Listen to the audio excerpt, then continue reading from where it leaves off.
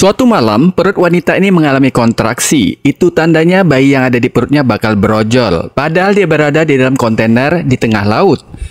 Di tengah badai menerjang lautan, wanita ini terpaksa melahirkan anaknya. Tanpa dokter, tanpa bidan, bayi itu lahir begitu saja dengan selamat. Kini, dia dan bayinya harus berjuang untuk keluar dari kontainer itu.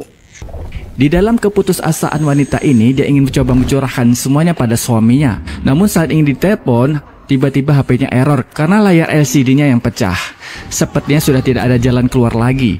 Dia ingin mengakhiri semuanya sambil menghabisi sisa minuman yang terakhir. Sedangkan anaknya memandang wanita itu seolah-olah berkata, "Jangan dihabisi ibu, itu minuman kita yang terakhir." Namun wanita itu tidak mengerti dan dia hanya ingin melupakan semuanya yang telah terjadi. Hari berganti hari, persediaan makanan dan minuman mereka pun sudah habis. Dia mulai kehausan, hanya bisa memohon kepada Yang Kuasa. Namun ternyata doanya terkabulkan. Malam itu hujan turun membasahi kontainer mereka. Wanita ini tidak menyia-nyiakan momen tersebut. Dia mulai menikmati tetes demi tetes air yang turun dari sela-sela lubang. Hausnya memang hilang, diganti dengan sakit diare yang datang. Mia kembali istirahat karena kesakitan. Malam besoknya hujan kembali turun. Wanita ini tak akan mengulangi kebodohannya kemarin, hingga air hujan itu pun dia tampung dengan menggunakan wadah plastik. Sampai pada titik di mana dia membuka makanan kaleng yang kosong. Di sini tiba-tiba dia mempunyai ide untuk keluar dari kontainer ini. Diiringi restu anaknya, wanita ini mencoba membuka lubang itu kembali. Kali ini dia menggunakan seutas tali untuk menarik lempengan kontainer yang setengah terbuka. Lalu dengan sisa tenaga yang ada dia mulai menarik lempengan tersebut. Sambil menangis, Mia mencoba sekuat tenaganya. Dan ternyata dia mulai berhasil. Lempengan itu pun mulai melebar. Pelan-pelan sinar matahari menyinari wajahnya. Itu tandanya jalan keluar bagi dia dan anaknya sudah terbuka lebar.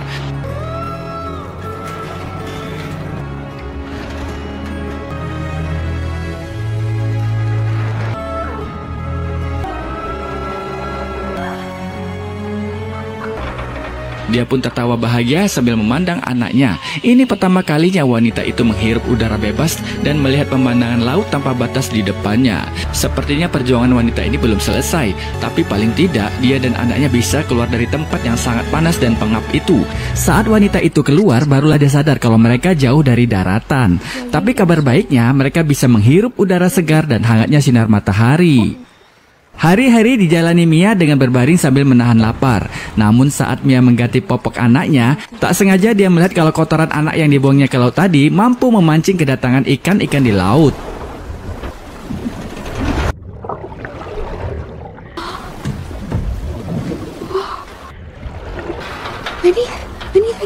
Tanpa berpikir panjang lagi, Mia pun membuat tombak ala kadarnya dan mulai melemparkannya ke arah ikan-ikan tersebut.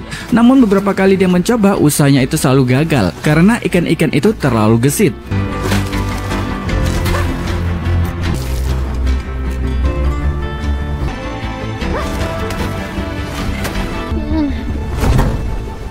Di malam harinya, Mia kemudian membuat jaring dari kabel-kabel TV LCD.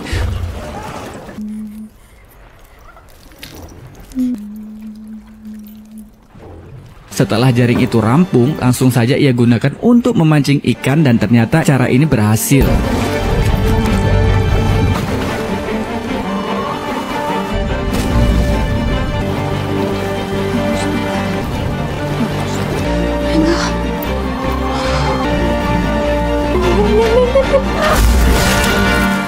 Mia lalu menjaring sebanyak mungkin ikan-ikan itu untuk persediaannya selama bertahan hidup di sana. Maklumlah, Mia kan tidak ada kulkas. Selain itu juga, Mia membuat sinyal SOS dengan cara menulis posisi mereka dan memasukkan kertas itu ke dalam wadah plastik.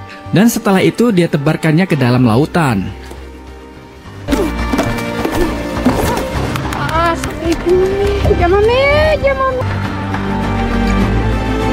Di malam harinya sebelum mereka tidur, Mia sempat-sempatnya bercerita tentang keluarga mereka kepada bayi ini sambil memperlihatkan foto-foto keluarganya ke bayi tersebut. Sampai akhirnya mereka pun terlelap karena kelelahan.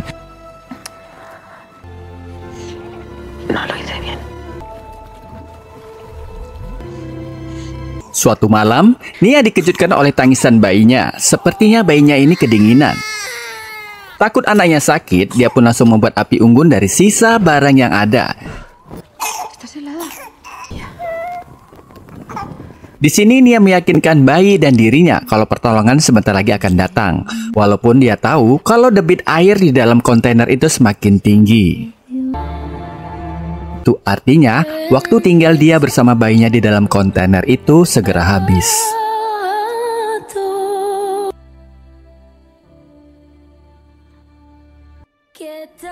Di tengah malam Mia terbangun. Dia mendengar suara ketukan dari arah luar. Lalu ia pun membawa bayinya keluar dan mencari asal suara tersebut.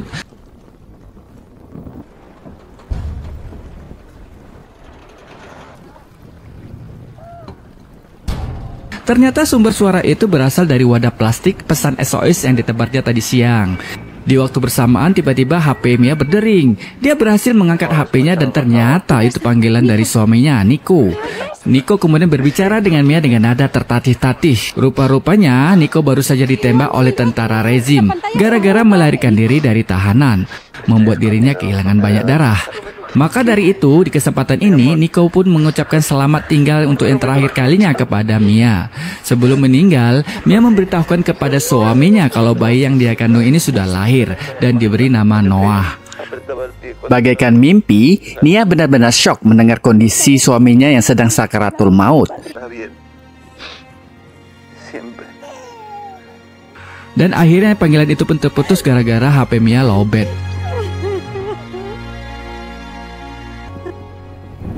Dengan matinya HP itu, Nia sudah pasrah dan menerima kenyataan kalau suaminya yang dia tunggu selama ini sudah tiada. Dan di malam itu dia hanya bisa menangis, meratapi nasibnya. Sia-sia saja penantiannya selama ini jika mengingat orang yang dia cintai itu telah duluan pergi meninggalkan dirinya. Padahal dia ingin menunjukkan pada suaminya buah cinta mereka selama ini, anak yang mereka tunggu selama hidup bersama. Kini dia hanya bisa mengingat kembali kenangan dirinya bersama suaminya yang terakhir memberi dia sepotong coklat sebelum berpisah.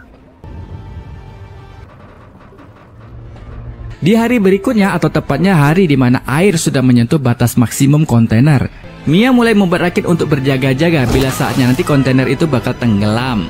Ketika sedang membuat rakit, tiba-tiba ada satu burung camar yang main celok di kontainer. Mia pun mulai kesenangan, itu artinya posisi mereka sudah dekat dengan daratan.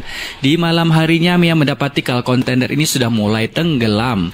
Namun dia lupa suatu benda berharga yang tertinggal di dalam kontainer, membuat dia nekat untuk masuk kembali ke dalam kontainer untuk mengambil barang tersebut.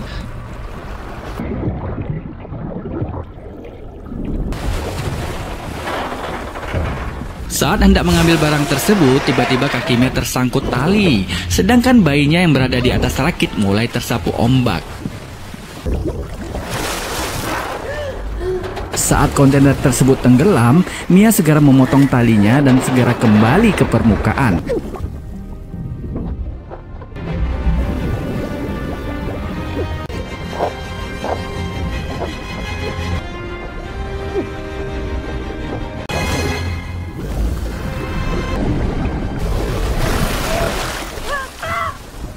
Tapi sayangnya Mia kehilangan Noah. Mia menjadi panik membayangkan anaknya yang baru lahir hanyut entah kemana di kegelapan malam. Hingga akhirnya Mia pun dikejutkan dengan kehadiran seekor ikan paus yang sangat besar muncul di hadapannya. Ternyata paus itu menuntun Mia untuk menuju lokasi keberadaan Noah. Ikan itu menyemburkan air ke rakit Noah yang membuat Noah pun menangis.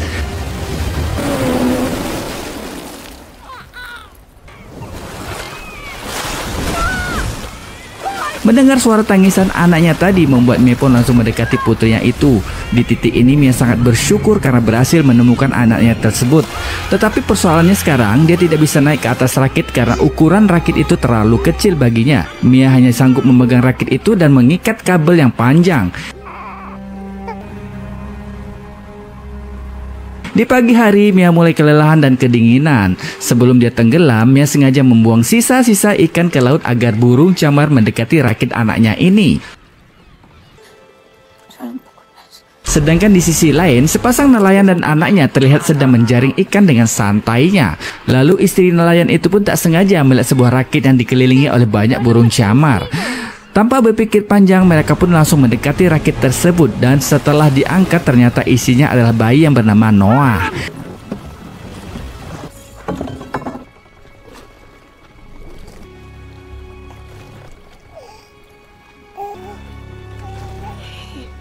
sedangkan Mia hilang entah kemana. Ada kemungkinan besar Mia sudah tenggelam ke dasar laut. Ketika kedua suami istri itu memeriksa rakit Noah, mereka menemukan tali kabel yang menjulur ke dalam laut. Dan setelah ditarik dan diangkat, ternyata tali itu berujung pada tubuh seorang wanita. Ternyata itu adalah Mia yang sudah tak sadarkan diri.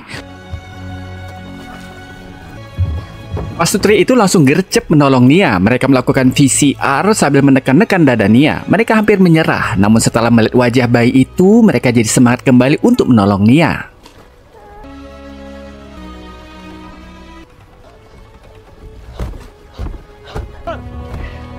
Sampai akhirnya